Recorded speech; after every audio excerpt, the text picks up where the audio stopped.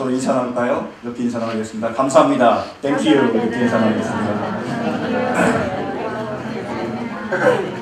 감사합니다. Thank you. 왜 우리가 감사하죠? 그렇죠. 범사에 말씀하셨습니다. 데살로니가전서 5장 18절 외울 수 있는 사람? 그렇지 않았습니다. 5장 18절은 이겁니다. 범사에 감사하라. 이는 그리스도 예수 안에서 너희를 향하신 하나님의 뜻입니다. 범사에 감사할 수 있는 우리 모두가 되시기를 간절히 바랍니다. 아멘. 갓피플이라는 그런 매거진이 있습니다. 그 웹사이트가 있는데 거기서 일주일에 한두 번씩 이렇게 좋은 글들을 보내옵니다. 편지 형식으로. 근데 요번에는 추수감사절인데 특별하게 카툰을 보내왔더라고요. 읽기도 좋더라고요. 근데 그 중에 이런 그 카툰이 있었습니다. 처음에 어떤 남자가 딱 나와요. 그래서 하늘을 보면서 얘기합니다. 하나님, 사는 게 너무 힘들어요. 제 눈에 다크서클 좀 보십시오. 사는 게 정말 힘듭니다. 제 집이요 너무 좁고요. 그리고 제가 학원비, 애들 생활비 너무너무 힘듭니다. 제가 집이 지금 10년 넘게 지나가고 있고요. 그리고 차도 10년 넘게 지났고요. 핸드폰도 새로 사야 됩니다. 궁시렁궁시렁 이렇게 돼 있어요.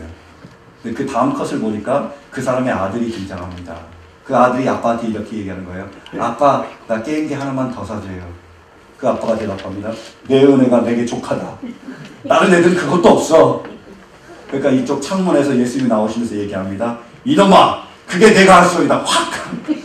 그게 그 만화더라고요. 참 재밌더라고요. 또 다른 이제 만화가 있었습니다. 그 일본에는 세 종류의 감사 이렇게 나와 있어요. 첫 번째는 뭐냐? 하나님 이것을 들어주시면 감사하겠습니다. 초딩, 초등학생. 두 번째는 하나님 이것을 주셔서 감사합니다. 중딩, 중등학생, 중학생, 그죠? 세 번째는 그럼에도 불구하고 모든 고난에도 불구하고 감사합니다. 뭐예요? 고딩, 고등학생 수준의 감사라는 거죠. 저는 그러면서 생각을 해봤습니다. 우리의 감사의 수준은 어느 정도일까? 여러분은 어떻습니까? 여러분의 감사의 수준은 초등학생, 주시면 감사, 아니면 중학생, 주시니까 감사, 아니면 고등학생, 그럼에도 불구하고 감사. 어떤 감사입니까?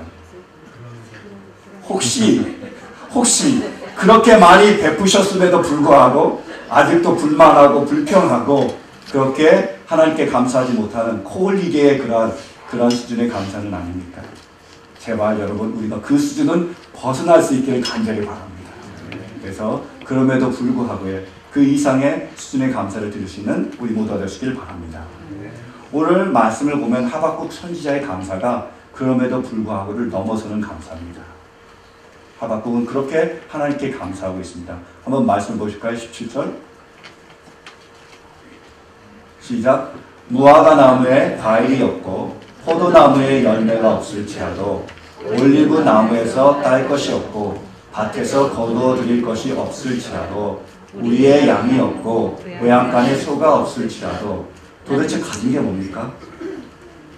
무화과 나무에 과일도 없어요. 포도나무에 열매가 없습니다. 외양간에 송아지도 없어요. 그러면 뭐를 해야 되죠? 불평하고 불만을 해야 되는데 그렇지 않습니다. 그 다음 말씀 보실까요? 시작. 나는 주님 안에서 즐거워하였다. 나를 구원하신 하나님 안에서 기뻐하였다. 오히려 기뻐하며 감사하고 있습니다. 왜 아무것도 없는 나다, nothing 이런 상태에서 하나님께 감사할 수 있을까요? 그것은 하나님으로 인하여 하나님 때문에 감사하고 있습니다. 이런 수준의 감사를 드릴 수 있는 우리 모두가 될 수 있기를 간절히 바랍니다. 그분이 우리를 자녀 삼으신 것에 대하여 그분께서 우리의 아버지가 되어주심을 대하여 그것을 인하여 감사할 수 있는 우리 모두가 될 수 있기를 간절히 바랍니다. 사랑하는 성도 여러분, 가장 기쁜 소식은 하나님께서 우리의 아버지가 되신 겁니다. 하나님은 우리의 아버지십니다. 믿으십니까? 그러기에 그분은 우리를 낳으셨고 우리를 만드셨습니다. 이게 놀라운 일이라는 거예요. 하나님은 우리를 만드셨고 우리를 낳으셨습니다. 여러분 한번 영상 하나 보실까요? 준비되셨습니까? 샌드 아트라고 모래로 한 거예요. 모래로만. 천지창조의 내용입니다.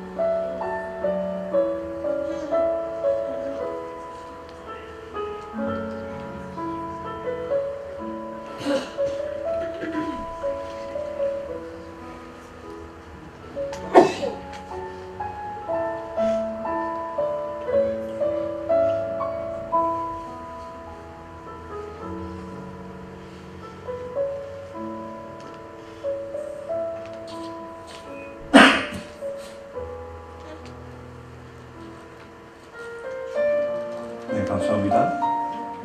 네, 이렇게 천지 창조부터 예수님의 부활까지를 모래로만 표현한 거예요. 야, 대단하더라고요. 모래로, 진짜 이것은 기술을 넘어서서 예술이다, 아트다 이런 생각을 했습니다.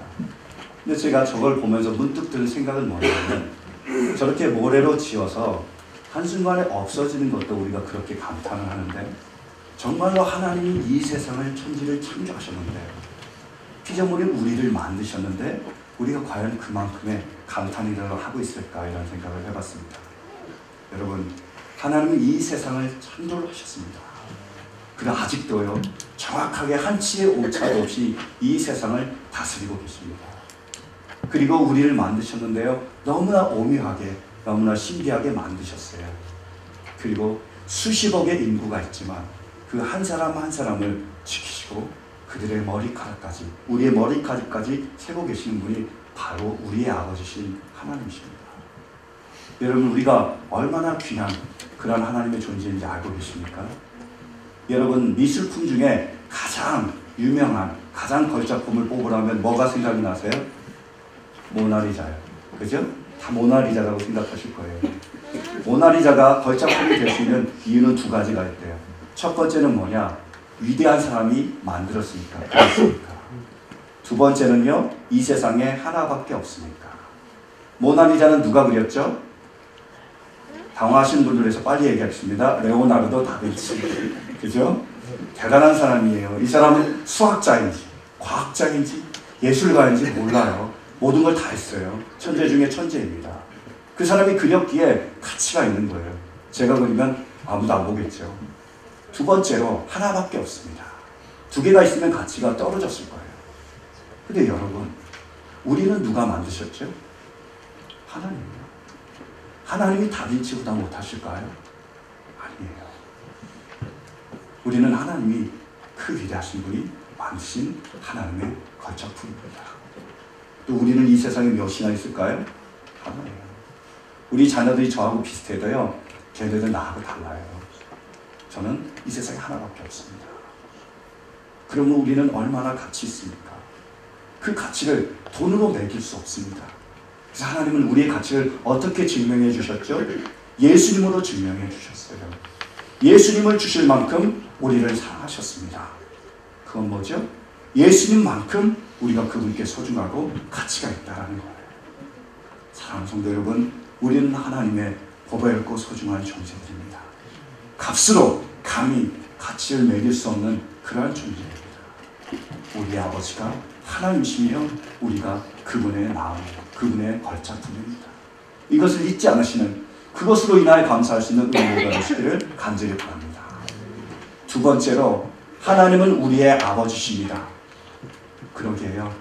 아버지의 사랑은 영원합니다. 영원한 것이요, 아버지의 사랑이에요.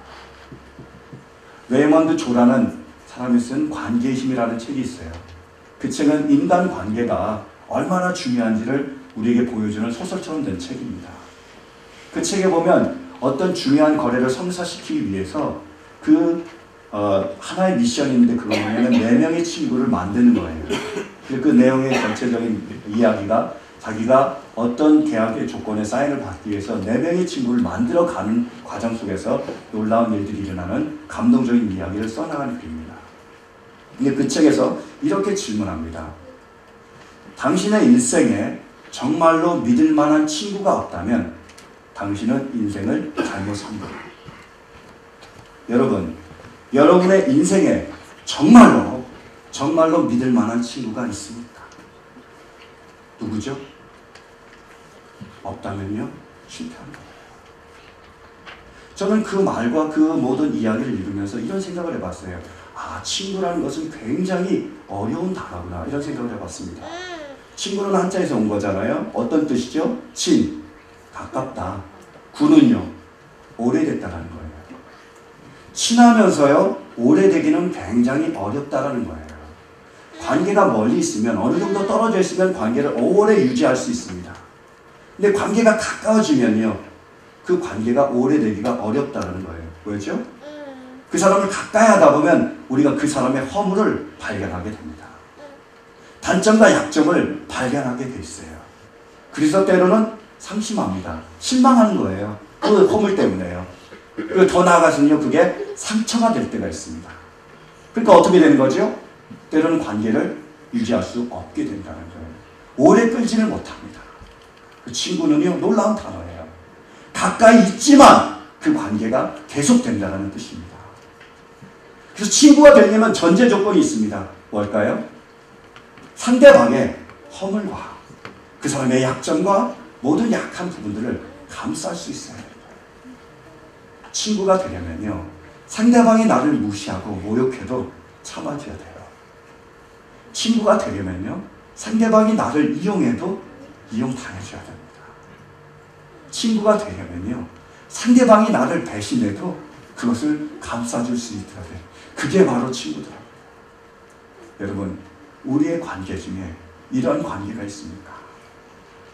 실은 살을 맞대고 자는 그런 남편과 아내가 그래도 그런 관계가 되기는 굉장히 힘듭니다.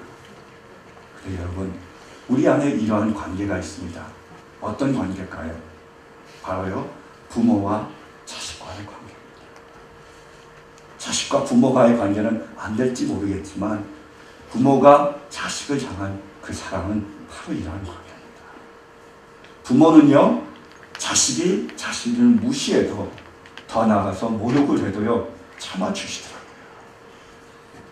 부모는요, 자식이 자신을 이용해도 그걸 이용당하시면서 이용당해 주시더라고요. 부모는요, 자식이 그 부모의 믿음을 배신하고 떠나더라도 끝까지 기다려줍니다. 그리고 오히려 그러한 자식을 위하여 자신의 생명조차 내어주는 것이 바로 부모의 사랑입니다. 지금도 제 주변에 자녀를 위하여 그러한 사랑을 베푸는 많은 분들을 발견하게 됩니다. 정말로 그 자녀 때문에 모든 것을 다 내어주는 그러한 분을 보게 돼요. 자녀 때문에 모든 희생을 다 베풀고 있는 그러한 부모를 발견하게 돼요. 내가 꼭 이렇게까지 해야 되나? 정말 이렇게 살아야 되나? 내게 남은 것이 무엇인가? 라고 그렇게 반문을 하지만, 열댓 번도 물어보지만 그럼에도 불구하고 그것이 내 자녀에게 눈물을 흘리며 그 자녀를 위하여, 그 자녀의 영혼을 위하여 기도하고 계시는 그런 부모님들을 제가 만나게 됩니다. 저는 그분들을 통해서 우리 하나님 아버지의 사랑을 발견합니다. 우리 하나님은요, 우리의 아버지세요. 우리가 그분을 무시해도, 때로는 모욕해도요, 우리를 사랑하십니다. 때로는 우리가 그분을 이용해도요, 그분은 우리를 사랑하십니다. 때로는 우리가 그분의 믿음을 저버리고 배신해도 그분은 우리를 사랑하십니다. 우리가 돌아오기 위하여 그 모든 것을 내어주시고 지금도 우리가 돌아오기를 기다리시는 분이 또 우리의 하나님 아버지십니다. 그것이 바로 그분의 사랑이에요. 그러므로 그분은 우리에게 약속하셨습니다. 내가 절대로 너희를 버리지 않고 떠나지 않겠다. 서로 너희 부모가 떠날지라도 내가 너희의 부모를 대신하겠다. 그것이 하나님 아버지의 사랑입니다. 그리고 그분의 사랑에서 끊을 수 있는 것은 아무것도 없습니다. 그 어떤 것도 그 하나님의 사랑에서 우리를 끊을 수 없습니다. 우리 하나님 아버지, 그 아버지의 사랑은 영원합니다. 그게 바로 우리 아버지세요. 마지막으로요, 우리의 하나님은 이 세상 그 아버지들이 줄 수 없는 그러한 선물을 우리에게 주셨습니다. 그게 바로 구원입니다. 그게 바로 하나님의 나라예요. 여러분, 구원만이, 하나님의 나라만이 정말로 마지막에 정답이 되며 해결책이 될 수 있어요. 그것이 하나님이 우리에게 베풀으신 그러한 사랑이에요. 이런 하박국서, 우리가 본 본문 말씀은 하박국 1장에 나오는 그 하박국 선지자의 질문에 대한 대답입니다. 한번 말씀을 보실까요? 우리 1절부터 4절 시작. 이것은 예언자 하박국이 묵시로 받은 말씀이다. 살려달라고 부르짖어도 듣지 않으시고 폭력이다 하고 외쳐도 구해주지 않으시니 주님 언제까지 그러실 겁니까? 어찌하여 나로 불의를 보게 하십니까? 어찌하여 악을 그대로 보기만 하십니까? 약탈과 폭력이 제 앞에서 벌어지고 다툼과 시비가 그칠 사이가 없습니다. 율법이 해이하고 공의가 아주 시행되지 못합니다. 악인이 의인을 협박하니 공의가 왜곡되고 말았습니다. 아멘. 지금 하박국 선지자가 하나님께 물어보고 있습니다. 하나님 어찌하여 이 불의가 이 땅에 그대로 관영하는 것을 놔두십니까? 어찌하여 악인들이 의인을 괴롭히는 것을 그대로 놔두십니까? 어찌하여 우리가 살려달라고 하나님께 부르짖는데 우리의 기도에 응답하지 않으십니까? 이렇게 하박국 선지자는 하나님께 묻고 있습니다. 거기에 하던 대답이 하박국서예요. 하나님 다음과 같이 대답하십니다. 5절 6절이요. 함께 보시겠습니다. 시작. 너희는 민족들을 눈여겨보아라. 놀라고 즐겁할 일이 벌어질 것이다. 너희가 살아있는 동안에 내가 그 일을 버리겠다. 너희가 듣고도 도저히 믿지 못할 일을 버리겠다. 이제 내가 바빌로니아 사람을 일으키겠다. 그들은 사납고 성급한 민족이어서 전하를 주름잡고 돌아다니며 남들이 사는 곳을 제 것처럼 차지할 것이다. 이것이 대답의 시작입니다. 하나님께서 너희가 알지 못하는 놀라운 일을 이루실 거라는 거예요. 뭐죠? 너희를 구원하겠다는 겁니다. 근데 놀라운 방법을 사용하세요. 뛰어난 선인과 뛰어난 의인을 세우셔서 그 일을 하겠다는 게 아니라 놀라운 더 큰 대적을 일으켜서 그 대적을 통해서 악을 징벌하고 너희를 구원하시겠다는 거예요. 놀라운 일입니다. 그리고 그 대답의 마지막이 오늘 본문 말씀이에요. 한번 보실까요? 우리 말씀 보시겠습니다. 13절부터 15절 시작. 주님께서 주님의 백성을 구원하시려고 오십니다. 신이 기름 부으신 사람을 구원하시려고 오십니다. 악한 족속의 우두머리를 치십니다. 그를 따르는 자들을 뿌리째 뽑아버리십니다. 아멘. 13절 다시 한번 보실까요? 시작. 주님께서 주님의 백성을 구원하시려고 오십니다. 신이 기름 부으신 사람을 구원하시려고 오십니다. 뭐라고요? 주님께서 오신대요. 왜요? 구원하기 위해서요. 하박국 선지자는 저것을 믿었습니다. 저 말씀을 믿었어요. 하나님이 내가 환난 가운데 있지만, 내가 역경 가운데 있지만, 내가 죽을 것 같지만, 그런 가운데 있지만 나를 구원해 주셔 오시는 그 하나님, 그래서 나를 구원해 주실 것을 하박국 선지자는 믿었습니다. 그 믿음이 어떻게 하는지 아세요? 그래서 그럼에도 불구하고 감사를 낳겠습니다. 첫 번째로 그는 재난 가운데서도 하나님께 감사합니다. 말씀 보실까요? 17절 16절이요. 시작. 16절 시작. 그 소리를 듣고 나의 창자가 뒤틀린다. 그 소리에 나의 입술이 떨린다. 나의 뼈가 속에서부터 썩어 들어간다. 나의 다리가 후들거린다. 그러나 나는 우리를 침략한 백성이 재난당할 날을 참고 기다리겠다. 지금 하박국 선지자가 뭐를 바라보고 있죠? 적들이 와서 자기를 침략할 것을 바라보고 있습니다. 아시리아와 바벨론의 침공을 바라보고 있는 거예요. 재난을 바라보고 있습니다. 그러나 그가 그 가운데서 절망하지 않습니다. 왜요? 하나님께서 그들마저 치실 것을, 그들마저 재난을 몰고 가실 것을, 그래서 자기를 구원하실 것을 그라 바라보고 있기 때문에. 그러니까 재난 가운데 하박국 선지자가 감사하고 있습니다. 또 그 다음이요. 17절이요. 시작. 무화과 나무에 과일이 없고 포도나무에 열매가 없을지라도 올리브 나무에서 딸 것이 없고 밭에서 거두어 드릴 것이 없을지라도 우리의 양이 없고 외양간에 소가 없을지라도 내게 아무것도 없고 내가 빈곤할지라도 내가 감사할 수 있다는 거예요. 왜요? 그것도 건져주신 거잖아요. 그걸 믿기 때문에 그것을 믿음으로 지금 미리 감사하고 미리 기뻐하는 겁니다. 재난 가운데서도 하나님이 오셔서 구원해 주실 것을 믿기 때문에, 빈곤 가운데서도 하나님이 나를 건지셔서 그것을 채워주실 것을 믿기 때문에 그 믿음으로 지금 하박국 선지자는 감사하고 있습니다. 그래서 놀라운 일이 일어나요. 19절 말씀 보실까요? 시작. 주 하나님은 나의 힘이시다. 나의 발을 사슴의 발과 같게 하셔서 산등성이를 마구 치닫게 하십니다. 뭐를 느끼고 있습니까? 자유를 느끼고 있습니다. 산등성이를 마구 뛰어다는 사슴의 자유를 누리고 있는 거예요. 재난도 하박국 선지자를 묶어놓을 수 없는 거예요.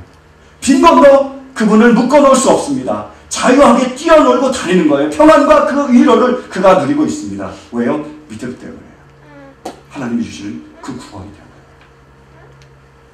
여러분, 비록 우리가 재난 가운데 있고 환난 가운데 있고 역경 가운데 있을지라도, 우리가 빈곤된 가운데 있고 부족한 가운데 있고 낙딘 아무것도 없는 가운데 있을지라도 하나님이 반드시 그 모든 것을 채워주시고 우리를 구원하실 거라는 그 믿음이 있다면 우리는 사슴처럼 자유로울 수 있습니다. 그때 우리는 감사하게 된다는 거예요. 제가 며칠 전에 카톡을 받았습니다. 그 카톡에 이런 글이었습니다. 목회자에게 고하는 글. 그래서 이렇게 물어보는 거예요. 목사님, 하나님을 믿으면, 성경 말씀대로 따르면 우리 술 취한 남편이 나를 때리는 것을 막을 수 있습니까? 집 나간 아내가 돌아오는 것을 막을 수 있습니까? 내가 사기당했는데 이 돈이 다시 돌아옵니까? 그리고 내가 질병에 걸렸는데 이 병을 치료받을 수 있습니까? 이렇게 물어보는 글이었습니다. 여러분 어떻게 생각하십니까? 하나님을 믿으면 하나님이 이 모든 문제를 해결하십니까? 해결하지 않습니까? 어떻습니까? 여러분의 믿음은 어떻습니까? 하나님을 믿으면요, 술 취한 남편이 나를 더 이상 때리지 않습니까? 하나님을 믿으면요, 집 나간 아내가 돌아옵니까? 하나님을 믿으면요, 내가 더 이상 사기당하지 않습니까? 하나님을 믿으면요, 나에게 더 이상 질병이 없습니까? 질병이 치유됩니까? 하나님을 믿으면요, 우리의 모든 문제가 해결됩니까? 어떻습니까? 여러분이 만약에 이 땅만 바라본다면 답은 요구일지 모릅니다.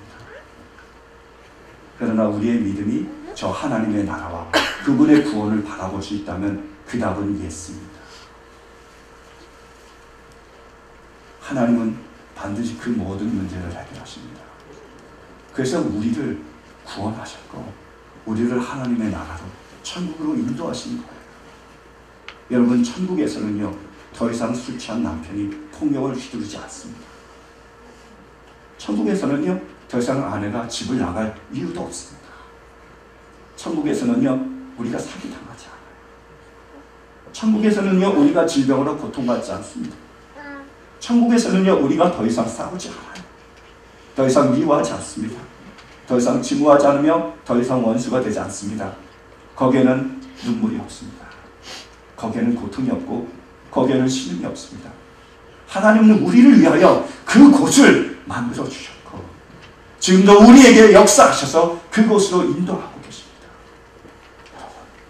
이것이야말로 놀라운 선물입니다.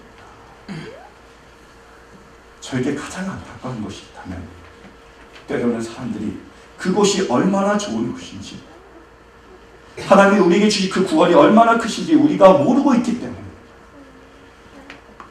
하나님 나라에 대한 믿음이 없기에, 그 나라에 내가 갈 수 있다는 그 믿음이 없기에, 그 나라에서 내가 어떻게 된다는 그런 믿음이 없기에 우리는 아직도 절망하며, 우리는 아직도 슬퍼하며, 우리 아직도 고민 가운데 고통 가운데 있는 것을 보게 됩니다.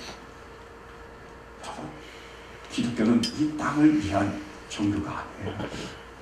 이 땅에서 영원한 하나님 나라로 연결시켜주는 것이 바로 기독교입니다. 이 땅 가운데서 여러분 아무리 대답을 찾아도 우리는 해답을 얻을 수 없습니다. 이 땅에서는 내가 죽을 때까지 술 취한 남편이 나를 때릴지 몰라요.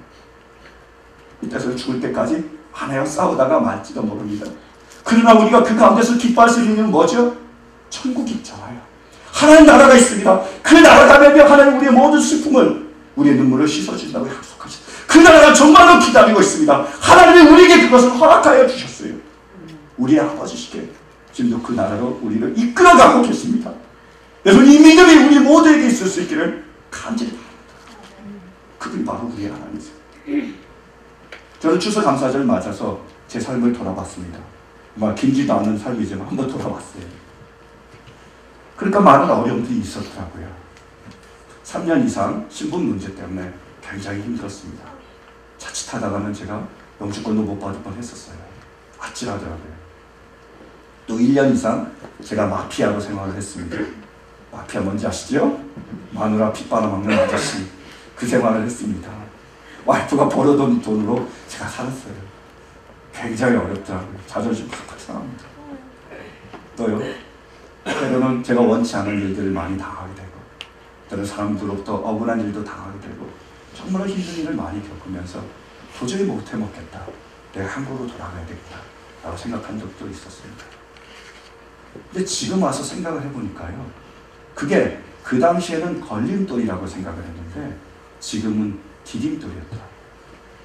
제가 그 고난과 그 환난을 겪으면서 그것을 딛고 지금 이 자리에 와 있을 수 있었다는 생각이 들었습니다. 그래서 제가 하나님 나라에 갔을 때 내 자신을 미리 봤습니다. 이번에는 거꾸로 본 게 아니라 앞을 미리 내다봤어요. 내가 천국에 가 있으면 어떻게 될까? 그때 내 삶을 되돌아보면 어떻게 될까를 생각을 해봤습니다. 똑같을 것 같더라고요. 지금 내가 당하는 이 환난이, 내가 당하는 이 역경이, 내가 당하는 이 아픔들이 지금은 내가 걸림돌이라고 생각하지만 그때 그곳에 가서 서보면 그것이 바로 디딤돌이구나. 나에게 하나님께서 그 고난을 허락하셔서 그 고난들을 하나하나 딛고 결국 하나님 나라에 천국에 이르게 하셨구나. 제가 그것을 깨달을 수 있으라는 생각을 했습니다. 하나님은요, 우리의 아버지세요. 그리고 좋으신 아버지십니다. 그분은 우리에게 가장 좋은 것을 주십니다. 모든 것을 합력하여 선을 이루신 분이 바로 하나님이세요. 우리는 그것이 걸림돌이라고 생각하지만 그것을 디딤돌로 바꾸시는 분이, 그래서 지금도 구원으로 하나님 나라로 인도하시는 분이 바로 우리의 하나님 아버지십니다.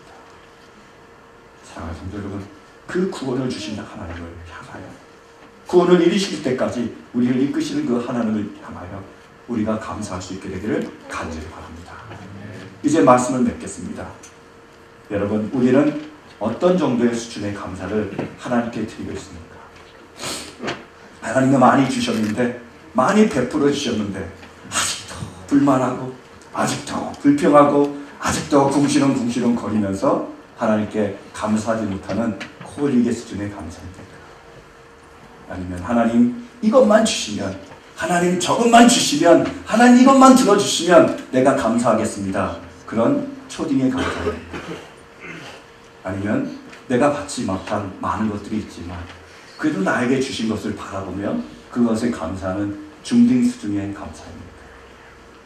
아니면 그럼에도 불구하고 하나님이 우리의 아버지 되시면 우리를 하나님의 자녀 삼으시고 그 하나님이 우리를 낳으셨다는 그 사실에 대하여, 하나님이 우리를 영원히 사랑한다는 그 사랑에 대하여, 그리고 우리를 위하여 구원이라는 선물을 마련하셨다는 것에 대하여 하나님이 우리의 아버지 되심을 인하여 그럼에도 불구하고 감사를 드리십니까?